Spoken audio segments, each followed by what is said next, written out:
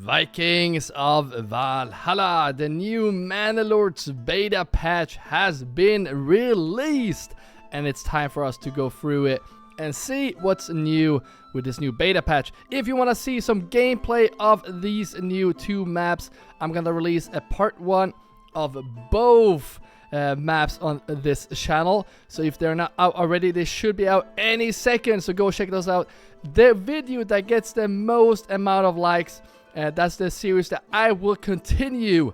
I obviously will finish both of them, but I will prioritize the one that you want to see the most. So go and check those out, and do not forget to like those.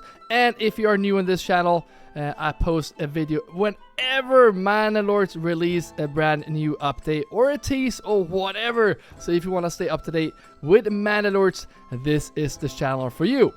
So let's go through the major changes of the 0.8.017.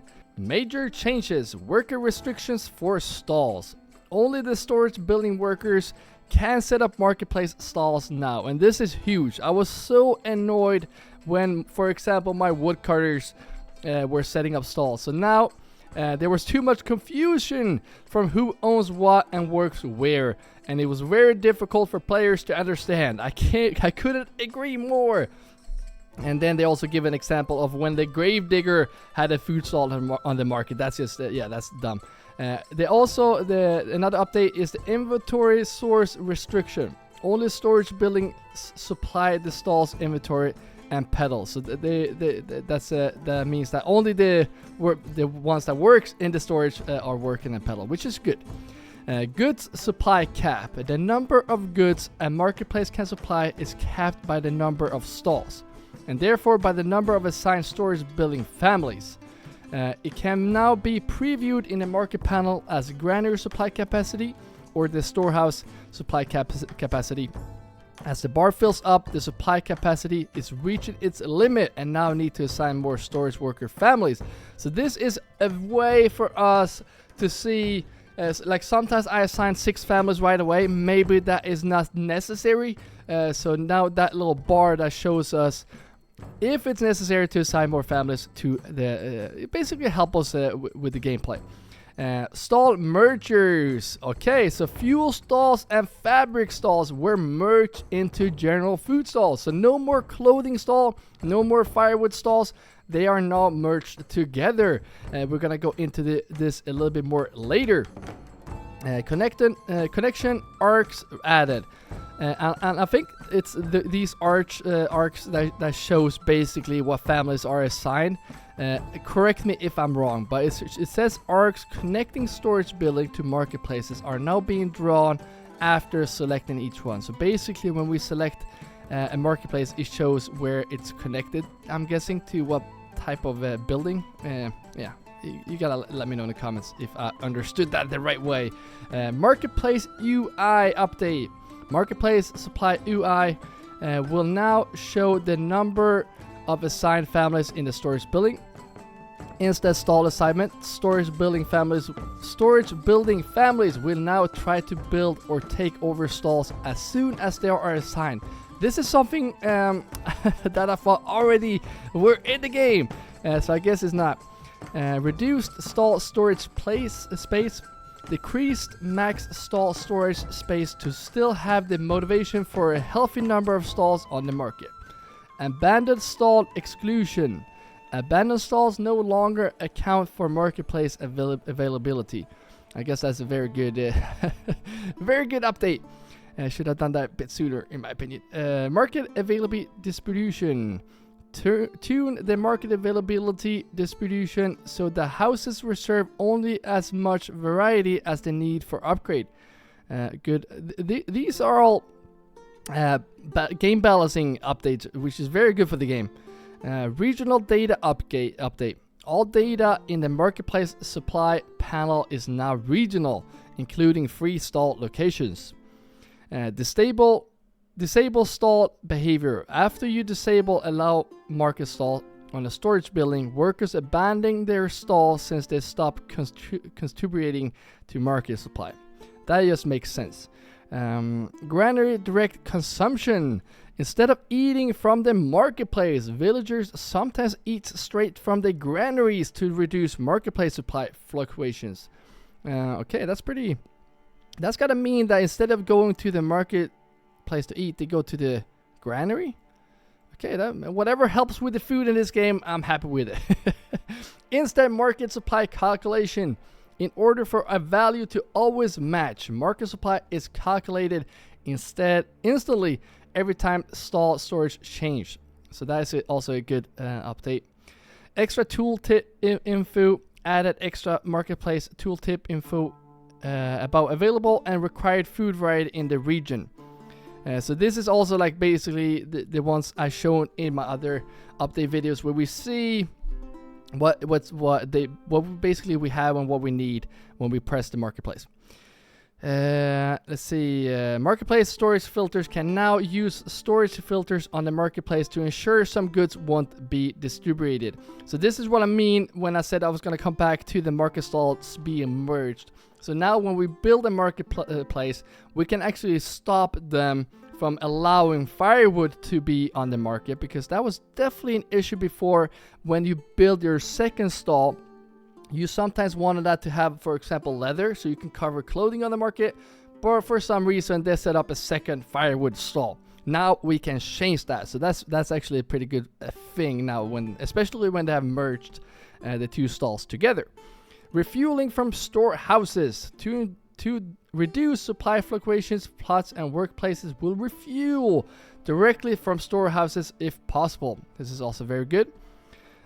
Instant stall setup. When you allow market stall setup, workers will try to build or take over stalls instantly. Why wouldn't they do? I thought they did that before, but I guess that's good. Real-time overlay updates. When hovering over any supply category, the overlay color of burger plots show now update in real time. I really thought they did that too before. So I guess these, it basically just helps the game, even though I thought it did it before.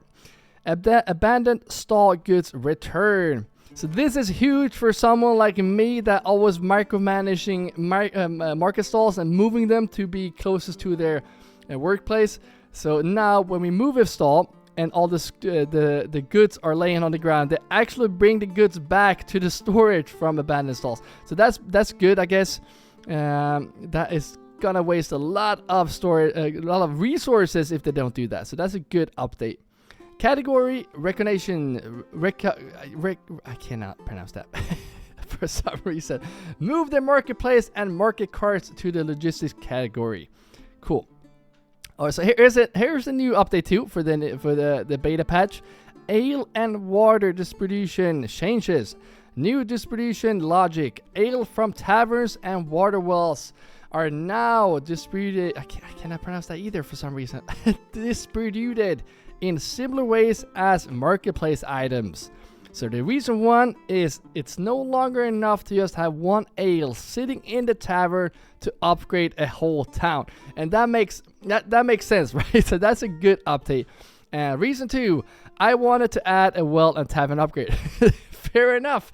So yeah, I kind of like that we get upgrades on the game. And the well for now, correct me if I'm wrong, before this beta patch, you always benefit for having a lot of wells, but one was enough for the whole city, if I'm not mistaken. Now it's not. Now you're gonna have to place down more wells, which basically I did, at least whenever I played, especially when the town grew. And now we get a tavern upgrade as well. So pretty good stuff. And then we get some new features, new playable maps. Map selection now includes 2 new playable maps, High Peaks and Winding Rivers. I actually did a little sneak peek on the 2 maps, and it's gonna be really exciting. Again, I'm gonna do 2 new Let's Play series on both these maps. It's gonna be Restoring the Peace series, so they will be pretty long. So if you want to see the Winding River or the High Peaks, go to part 1, like that video, make sure I know you want to see the part 2 of that series, so we can continue that one. Prioritize, because then obviously we're gonna finish the second one too. And while we're at it, if you want to see more of it, there's gonna be a lot of videos coming out now. But again, I started a brand new Total War Attila Viking series. So if you haven't seen that one yet, go and check that out as well. That might pause a bit now when we're doing a lot of Manor Lords. But definitely go check that out if you want to see some Vikings. So that I personally really enjoy that series, and we're doing that Attila series a bit different than what I've seen on YouTube before. So pretty exciting stuff. All right, let's get back to the preview beta right here. Overstock setting added. Added an overstock setting to the building tab for distribution buildings, tavern and marketplace. This setting allows the user to control how many extra goods are placed in the stalls or the tavern that exceed what's currently needed. So I don't know what the cap is, but I don't see. Yeah, I don't know. Yeah. Again, I feel like the overstock should be in the buildings, in the storage buildings. But I guess we'll see. I haven't tried this out in the game yet, so I guess we will see if I actually like that or not. I have a feeling the game will flow a lot smoother maybe by having that extra overstock. And we're gonna see how much overstock we actually need, and get into that more in the Let's Play series. Bridge building system. A bridge building system has been added utilizing the road tool, and we knew this from the last video I made. Pretty exciting stuff. I'm really excited to try the new river map. It's gonna be really cool to see. Stone well upgrade. We knew this too. Added a stone well upgrade that provides more water supply. So we can supply 30 plots with the stone well, and the wooden well only supplies 15. Level 2 tavern upgrade. Added a level 2 tavern upgrade and new visual for the level 1 tavern. Pretty cool. Okay, so gameplay and balanced. Taxation approval changes. Approval for taxation will now happen if there is no money to tax. Seems more intuitive for players. And this is huge. This is something I really wanted ASAP. So charcoal burning adjustments. Charcoal burners now try to burn charcoal in stacks, up to 10 firewood at once. Before they only did one, and charcoal were so terrible. You needed so many families to get enough charcoal to even have the charcoal being worth putting down, in my opinion. And now it's gonna be even more worth it because woodcutters' speed reduced. Slow down woodcutters debracing by 30%. That's a lot. Before you can have large town with just woodcutters. In my opinion now, that's gotta be tough. You might really need the charcoal burners to get going. So pretty cool update right there. Finally, they made charcoal burning worthwhile, in my opinion at least. Windmill storage limitation. Windmills should no longer mill flour if there is no pantry space left. Makes sense. Flour and bread changes. 1 grain makes 1 flour and bread output doubles to reduce clogging at the windmill. Not 100% sure what it was before. Maybe 1 grain made 2 flour, and that maybe clogged the windmill. So now we get double amount of bread instead. That might be the big change right there. So here's another experimental update for the beta. Building cost rebalance. Balance pass on building and upgrade costs, reducing the amount of logs and utilizing more planks, stone and tools to better reflect the look of building and encourage more diverse resource use. So here's the thing, we're gonna see more of that in the balance adjustment later on. But basically everything costs a lot more planks now and tools and stones. But well, from what I saw, a lot more planks, which should make sense if you're building plank houses. So we definitely, I like this update. We're gonna definitely need more planks for building upgrades, which is good. I like that. I really like that update. All right, so tavern employment reduction. Tavern level 1 now employs 1 family instead of 3. Tavern spoilers reduction boost.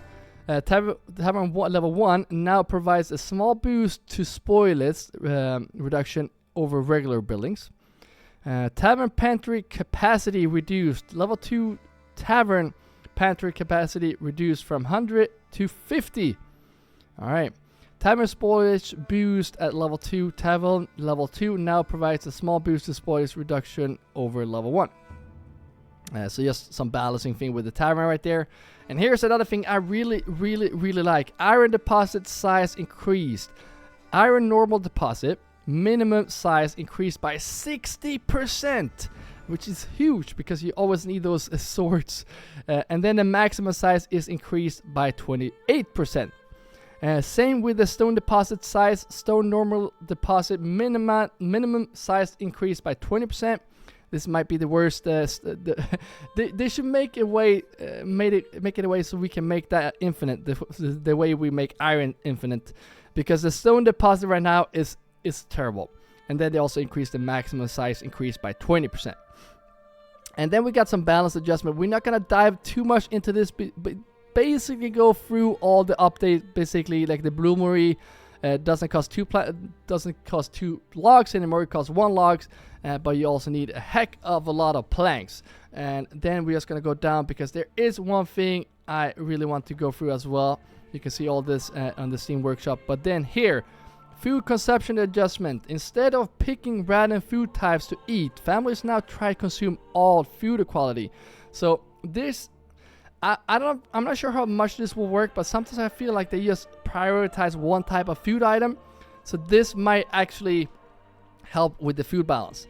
And then also region strength selection change. Instead of choosing a random one, region now are picked from a finite pool. Is that how you say it? To ensure, for instance, no rule with 0 rich iron deposit. I cannot tell you how many times I loaded into a map with no rich deposit of iron. So yeah, there are some minor changes as well. I think there was something I wanted to go through here, but I am too excited to play the new map. So I'm gonna go there and I'm gonna record both part 1 of both series. You're gonna see the first one I record on the screen right now, so go and check that out. And again, like the video you want to see the most and you want me to continue. So you're gonna see that on the screen right now. Keep your axes sharp, and I will see you in the next video.